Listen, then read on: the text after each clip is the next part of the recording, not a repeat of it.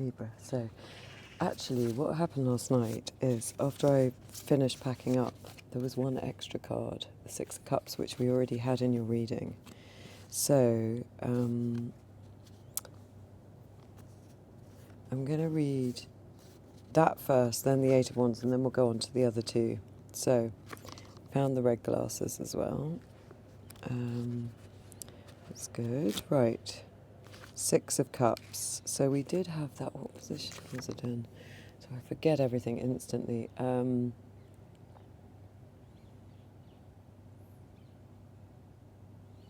Is it in your environment? I think so. Let's have a look.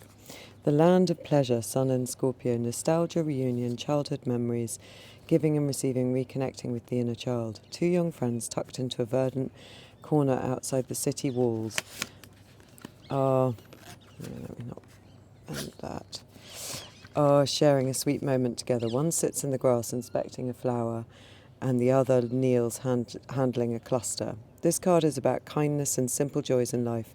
It may be a thoughtful gift one gives or receives. It can also be about the feeling of being carefree, the innocence of youth, comforts of past memories and nostalgia, or a reminder to reconnect to the inner child. Sometimes a reunion with an old friendship or relationship is of significance. It may not be face-to-face meeting with this person, but its memory may be resurrected as a balm from the past. Yeah, so do you remember I was telling that little story about trying to get into the church? And I think, this is a little bit skew if that's a bit distracting. And I think it's the fact, let's just get that straight, there we go. I think the fact that it turns up twice is interesting because, and this one is saying it might be like some wisp of a memory from the past. You might not even see somebody. So it's like a hint that you're trying to get towards, almost like, when you have one of those fleeting smells and it brings a great memory to you. It's something like that. It's also making me think in the Ace of Pentacles that you had, there was that arch into sort of a beautiful garden and somewhere beyond. This image makes me think of The Secret Garden, which I read this year and I really, really enjoyed. And I think there's some controversy about it. It was written at the beginning of the 1900s. So, it's not politically correct probably, but I didn't think it was as bad as it could have been. And it's very beautiful in terms of thinking of parts, sort of damaged parts that are represented by the children in the book that get healed by nature, get sort of healed by this sense of going back to something very basic. So that's being stressed. And then we had the Eight of Wands. Let's have a look. The land of swiftness, Mercury and Sagittarius. It's very simple, but I like the mountains and this. A volley of 8 arrows fly through the sky. They pierce the air, swiftly making their way to their target. They are headed in the same direction with a common focus. The Eight of Wands points to quick communication, whether via messages, email, or the phone. This swift energy can refer to air travel or connectivity via the internet. Whatever the situation, things are happening quickly. Whether this card is about love or business, this card signals the arrival of goals one has been striving towards. So that's very encouraging because it sort of says you can get there with this elusive energy that you're resurrecting from the past to walk away with your Eight of Cups and become a new, your you version of you. Those amazing, right, let's get the cards, those amazing two symbols of you that were either side of the success card. Amazing. Really feels very congruent. And we've got the Justice card here as well, which is also a card for Libra. So I just feel like you're being told to step completely into yourself. So let's start with the Place of Rivers from the Shining Tribe. That was one of the cards from last night. I mean, you're watching it all at once. I'm sort of trying to remind myself. Place of Rivers. I've just been downstairs because it's early in the morning and there's a group of people going off in a coach there, and the guy was sat with the engine on, and I was very, very polite, but I said, do you mind turning it off? Pollution and all that. Right, meditation, quiet, inner peace, a chance to revitalise emotions through a time of withdrawal. An actual place where you can go to feel peaceful away from the pressures of our life. So that sort of reminds me of that kind of idea of the secret garden and the Six of Cups. So maybe there's a physical place, like my church that I went to. I mean, I love going to empty churches. Maybe there's some sort of physical place that you could find to sort of help ignite that part of you. The earth hums, the water whispers, she says nothing, she has learned how to listen. The place of rivers is an inner world of peace and contemplation. We see a figure, who may be male or female, kneeling before a pool of dark water. We have seen earlier that a dark pool symbolises the unconscious, with its depths and mysteries. Here 2 rivers of lighter water feed into the pool. When we enter this place, and we do so simply by stopping our compulsive outward rush of attention and turning our energy inwards. This is we discover how our actions and emotions, joyous and painful, all feed back into the mystery of our inner existence. This is a card of peace and discovery. Beyond the Fork River, we see a cave, similar in form to the outer contours of the pool. People have often entered caves in order to turn their attention away from distractions and find the place within themselves that they call peace, or we call the place of rivers. And then there's a dolmen, which above, which is symbolic of the other world of spirits. On the other side of the pool from the meditator, we see an outcropping of rock in the form of a serpent or a dragon. Many people have suggested that the myths of dragons derive from energy lines that move in the earth. That is one of my big obsessions. And churches are often built on old cross lines of these energy lines. Ancient nomadic people may have followed such lines. In the place of rivers, the energy patterns of the earth lie at rest. So I think that's encouraging you to say, in order to get in touch with this nostalgic, important ignition into something more meaningful for you that gets you really into being yourself, there might be a place, or it might just be meditation which gives way to this understanding. And then the Emperor, such a different energy, the Major 4, he's such a imposing figure here. I mean, he always is, but I like his stag head and the ball at the bottom. So the little meaning in the book. The play between aggressive and healing energy, abstract ideas, rationality, setting firm boundaries, ruling your own territory, taking responsibility, emotional remoteness, sexuality, specifically masculine sexuality, fathers and fatherhood. He lays down the rules, he marks out the places, he arranges the horses, he builds the tall buildings. In some modern tarots, the Emperor symbolises the oppression of patriarchy, the stifling qualities of rules and laws. In the Rider-Waite Tarot, the most well-known, he appears as a harsh old man ruling over a brown, jagged desert. This card, however, is more complicated. Embracing creative ideas, civilization, abstract thought, and healing powers. The stag's head reminds us of the many cultures where the god takes on the animal power. Such horned gods celebrate the powerful life energy and generative forces of male sexuality, the partner to the empress's nurturance and passion. The antlers branching from the head symbolise the sexual energy, but also creative thought, these which branches out in many directions. Similarly, there goes the coach, but he is actually setting off. He was very sweet, the guy. Which branches out in many directions. Similarly, the black squares symbolise ideas which open to worlds beyond the physical, those 2 black squares. In ancient times, people saw geometry as a representation of the sacred because it idealised the chaos of nature into pure forms. The figure in this picture is based on a photo of a shaman encountered by Tsar Nicholas II on a journey across Siberia. A Tsar is a legal emperor, but a shaman travels beyond human laws into the spirit world.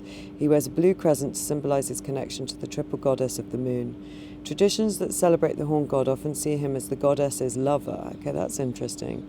His red hands and eyes, as well as his red stripes on his green robe, signify the complex issue of blood and maleness, the blood of sexual erections as well as the blood of war and violence. Behind him we see a city, an image of civilization. At the same time, he stands on or behind a bull from the cave of Lascaux, a painting 17,000 years old. Above his head we see a glyph for a shaman, showing that he journeys to the spirit world above and the land of the dead below to bring back healing power. To the left, the glyphs describe transforming sexual or aggressive energy into healing power. Okay, those are either side of his head. We see first a phallic image, then a double line showing the shaman moves in different dimensions, and finally a phallic image with a snake inside. On the right, we see more glyphs of the shaman's journeys and creativity. A number of modern tarot decks have taken on the issue of patriarchal culture. They tended to see the emperor as a kind of villain, with gentle, childlike males as an alternative. Such images both belittle men and demonize them. The Shining Tribe Emperor is a powerful, compelling figure, strong and charismatic. Some people, women especially, react to this card with fear. They see the Emperor with his red hands and eyes and his powerful stance as a threat. If so, this card gives them the opportunity to look at certain issues in their life. Do you have trouble with authority? Do you find male sexuality threatening? What might trigger such reactions? Were they scared of their fathers? In all this, we look at the Emperor as outside ourselves, some figure or energy we must face in our world. It might be a strong experience to imagine ourselves as the Emperor. We might be like what might it be like to contain and express such power and determination? The Emperor defends his territories. He builds, he creates culture, he establishes laws. And in Shining Tribe Tarot, he himself travels in the world of the radiant spirits. Many of us would benefit greatly if we saw his power in ourselves. Strong boundaries, ruling our own territory. He establishes laws, he builds, he creates culture, he defends his territory. We would benefit greatly if we saw his power. So he reminds me really of the King of Swords, who was on one side of you with the Queen of Swords at the other. I mean, they have that kind of energy. And it's curious, I'm Libra, so I know that people always talk about us being beauty-loving, harmonising, people-pleasing, and yet we have this other side. And so I know it well, that there is a sort of strong intellect, a desire to lead, if we really dig down, or just a sort of deeply, a slightly sort of alpha personality. And it's kind of masked with beauty and stuff, but maybe what this is saying now is to embrace the other side of Libra a little bit, the sort of no-nonsense, because it creates the boundaries, the structure, so we've got the very childlike whimsy that brings in an idea of who we might really be, and then these strong boundaries. And what it's making me think of is pre-puberty, women particularly, and I'm imagining a lot of women are watching this, but I hope some men too, but we have such a sense of our power, don't we? And then we have a strange we can have a strange severing of that feeling. And I feel like maybe it's to do with getting back in touch with that, because we've got the childhood cards, the nostalgia cards, and then this very, very strong energy that we're being asked to align to. So let's have a look at the Justice. This is lovely. Coach has made its way off, thank goodness. And noise is so annoying in the morning. I like to wake up early so that I don't have to listen to lots of noises around. Right, so we've done the Emperor rather. Chariot is 7, Hermit is 9. Justice. Okay, the little divinatory, meaning honesty, self-knowledge, commitment to the truth, fair treatment, a just outcome in legal situations. She sits in the smoke, she whispers her secret, she stares at her children, she throws the old stones. As Trump 11, justice sits at the centre of the major arcana. It represents the truth of who we really are. That's interesting, in the middle, so somewhere between all those sweet qualities of Libra and maybe the parakeet people. We can hear some of them around. I wonder whether we'll see one. That would be lovely. So somewhere between that lovely kind of harmonizing energy of Libra and the sort of rather hard sort of truth-telling energy, so like the major arcana of the Justice, it represents the truth of who we are and what we have made of our lives, and we need to take responsibility for creating our own future. Self-knowledge brings liberation from fear and guilt and passivity. All of us contain qualities and memories we do not wish to acknowledge. Wow. Jung called this the dark side of ourselves, the shadow, and showed us how it could rule our lives if we do not acknowledge it. Looking at this card, psychologist and tarot teacher Tana Deneen named her Shadow Woman, a fitting name for a figure halfway to the world, Shining Woman. And we had the world crossing you, the way you were acting. So in order to get to you putting yourself centre, there has to be an acknowledgement of shadow. The image was inspired by the markings on a stone given to me by a student of Dr. Deneen. The stone contained the hint of a face which I have brought out, and the suggestion of a child clinging to the woman's side. So there we have those two sides. Sitting in her smoky cave, she also represents, again, cave. We had the cave in the rivers, like that place of sort of going inward and reflection in order to get some sort of divine knowledge. Sitting in her smoky cave, she represents the oracle at Delphi in ancient Greece. Delphi was the most famous site of divination in the ancient world. People went there to discover the future, as people do with oracles, but, as with tarot, some understood it more deeply as a place to gain understanding. The Temple of Apollo at Delphi bore the words, "Know yourself." We cannot advance to the higher levels of the major arcana without coming to the self-knowledge signified in this card, the card of the Fool. On top of the hill we see two pillars, reminiscent of the High Priestess. Multi-patterned, they signify the variety of experience. A single eye shines between them. In Justice, we look at ourselves with complete honesty. Visitors to Delphi purified themselves in a spring before they approached the oracle. The river at the base of the card signifies memory and the truth which flows and shifts like a river. The path resembles the snake of the High Priestess. The original oracle, Delphic oracle, contained serpents sacred to the goddess. The serpent's bite, along with the powerful vapours, may have produced visions. The faces on either side of the cave, those are those 6, derive from Australian Aboriginal child germs, faces painted on rocks to symbolise the souls of unborn children. That's so interesting because we've got those two nostalgic 6 of Cups. Is there an unborn child? Is there an unowned voice, like that idea of family constellations? An unborn wish or aspiration. Here, the figures on the left represent our past experiences which have set into the rock of our history, while the faces on the right signify our future possibilities which have not yet emerged. The usual image of Justice holds a scale with balanced pans. Here we see 2 pans on the ground. Those are right at the base with the pebbles inside and around them suggest divination by casting stones. We see 5 in each pan, the 4 physical elements plus the spirit element of ether. The pans are in harmony with each other. Justice balances past and future, our actions and the actions of other people, opportunities and responsibilities. The discarded stones teach us that truth does not come easily. We cannot just believe whatever we want, but instead we must make a real assessment that may include discarding old beliefs. We must weigh our experiences, look carefully and honestly at our lives. This is the challenge of justice. Honesty, self-knowledge, commitment to the truth. Fair treatment, a just outcome.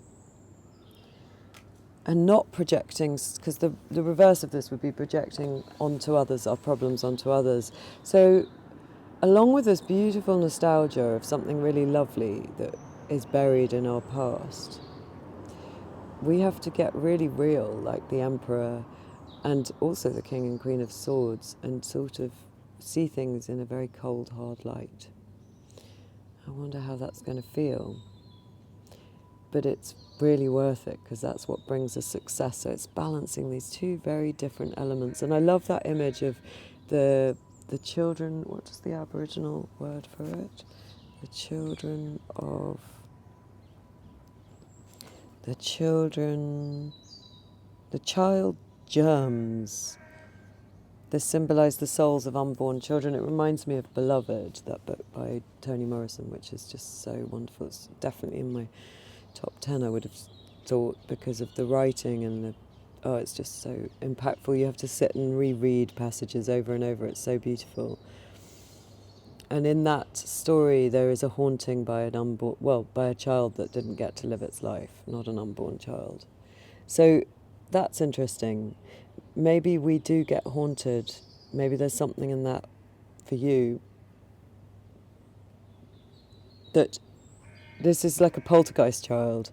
And maybe there's something in it for you that if you've not been owning some of the things that you really want to bring forward in this life that were obvious at the beginning and in your more nostalgic moments, if you've been denying those, suppressing those, that they might become very, very destructive. So therein is the bit where we have to be really honest. Have we been very destructive in some way? Have we projected? Have we been jealous? Have we used our creative energy in some sort of very negative way? Like that. Another really wonderful book is the Liz Gilbert book on creativity, which I'll put in... Why can't I remember it?